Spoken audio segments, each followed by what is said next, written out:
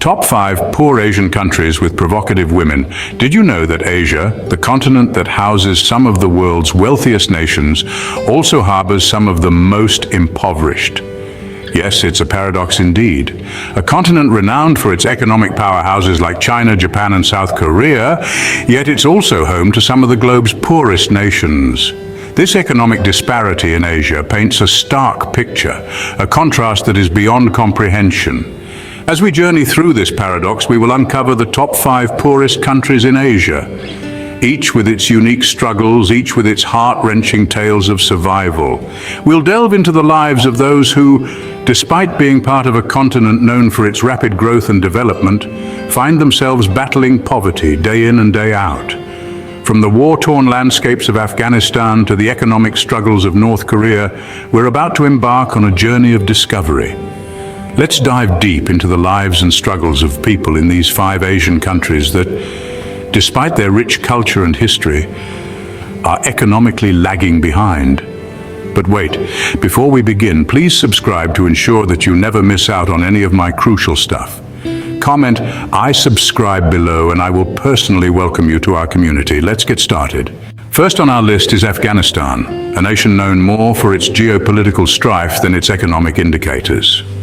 Afghanistan is a country that has been in the grip of conflict, instability, and internal strife for decades, making it one of the poorest nations in Asia. Let's delve into some of the socio-economic challenges that Afghanistan faces. Political instability is a significant factor. The constant state of unrest and conflict has hobbled the growth of the country. It has driven away potential investors and has made it difficult to establish any form of long-term economic planning or development. This instability, coupled with widespread corruption, has led to a lack of basic infrastructure such as roads, electricity, and clean water. This lack of infrastructure has had dire consequences for the Afghan people. It's challenging to run businesses without reliable electricity or transport goods without proper roads. It hinders access to healthcare and education, which in turn affects the overall quality of life for the Afghan people. Speaking of education, Afghanistan grapples with low literacy rates, especially among women. Many children, particularly girls, are often denied access to education due to traditional beliefs, insecurity, and poverty. This has resulted in a vicious cycle where lack of education leads to fewer opportunities, which then perpetuates poverty. These factors and many more have all contributed to the high poverty rate in Afghanistan. It's a country where more than half of the population lives below the poverty line, where people struggle daily to meet their basic needs. However, it's important to note that despite these challenges, the Afghan people are not merely victims of circumstance.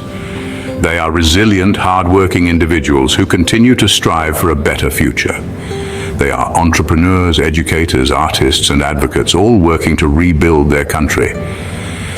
In the face of such adversity, the resilience of the Afghan people is truly commendable. Their spirit and determination are a beacon of hope in a country that has seen more than its fair share of hardships. And it is this resilience, this indomitable spirit, that gives us hope for a brighter future for Afghanistan. Next, we turn our gaze to Yemen, a country that has been ravaged by civil war and famine. This Arabian Peninsula nation, with a history that reaches back to the dawn of civilization, is currently grappling with a grim reality. Yemen's economy is in shambles, a victim of a conflict that has been raging since 2015. The ongoing war has not only shattered the country's infrastructure, but has also crippled its economic backbone. The once thriving agricultural sector, which employed more than half of the workforce, is now a shadow of its former self. The oil and gas industry, which was once the main source of foreign exchange, has been severely disrupted. The World Bank estimates that Yemen's economy has contracted by nearly 50% since 2015. This economic downturn has left the majority of Yemen's population in dire straits, with 4 out of every 5 people living below the poverty line. The cost of basic commodities has skyrocketed, making everyday survival a Herculean task for the ordinary Yemeni. But the economic crisis is just one aspect of Yemen's woes. The war has triggered a humanitarian disaster with millions of people displaced from their homes and in desperate need of aid. Food scarcity has become the norm, with the United Nations declaring Yemen the world's worst humanitarian crisis. The healthcare system, too, is on the brink of collapse. The ongoing conflict has destroyed hospitals and healthcare facilities, leaving millions without access to essential medical services. Diseases that were once under control, like cholera, have resurfaced, adding to the mounting health crisis. The impact of the conflict on Yemen's economy and its people is a stark reminder of the devastating consequences of war. The once prosperous nation is now the poorest in the Middle East, with its people bearing the brunt of a conflict that shows no signs of abating. The situation in Yemen serves as a stark reminder of how conflict can devastate a nation's economy. The hardships faced by the Yemeni people echo the urgent need for peace and stability, not just for the restoration of the economy, but for the survival of its citizens. Before we continue, can I beg a little favor? If you're liking what you're hearing, show us some love by pressing that like button. And hey, if you want to be in the loop for our fantastic upcoming videos, make sure to press subscribe and ring that bell so you're always in the know. Oh, and one more thing, drop a quick I subscribe down in the comments and I'll make sure to offer you a warm welcome to our amazing family. All right, enough of that. Let's keep the conversation flowing. Our journey now takes us to Tajikistan, a landlocked nation struggling with economic stagnation. Tajikistan, a country nestled in the heart of Central Asia, grapples with a unique set of economic challenges. Despite its rich cultural heritage and stunning natural beauty, the nation's economy is mired in a state of torpidity. A significant contributor to this economic malaise is the high rate of unemployment, particularly among the youth. This has led to a mass exodus of the country's workforce, seeking employment opportunities elsewhere. One of the key impediments to Tajikistan's economic growth is the lack of a robust and diverse industrial sector. The country's economy remains largely agrarian, with a significant portion of its population engaged in subsistence farming. This leaves the nation vulnerable to fluctuations in agricultural yields and commodity prices. Moreover, the absence of a diversified industrial sector means that the country is unable to generate sufficient employment opportunities for its burgeoning youth population. Another daunting challenge that Tajikistan faces is its over-reliance on remittances from migrant workers. With a significant portion of its workforce living and working abroad, the country is heavily dependent on the money sent home by these workers. This over-reliance on remittances leaves the country's economy exposed to the economic conditions in the host countries of these migrant workers. A downturn in these economies can lead to a significant drop in remittances, causing a ripple effect on Tajikistan's economy. The case of Tajikistan underscores the importance of industrial diversification. A more diverse industrial base could help generate employment opportunities, thereby stemming the tide of emigration. It could also reduce the country's reliance on remittances and make its economy more resilient to external shocks. Moreover, the creation of jobs, particularly for the youth, is of paramount importance. This would not only help alleviate the unemployment issue, but also provide the youth with a sense of purpose and direction, thereby fostering social stability.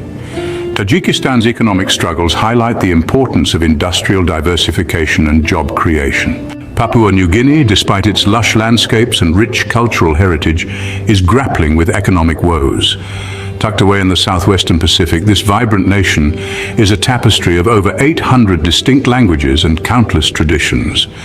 But beneath this cultural kaleidoscope lies a narrative of economic struggle. Papua New Guinea's economy, much like its topography, is rugged and complex. A significant part of the problem is the country's lack of infrastructure.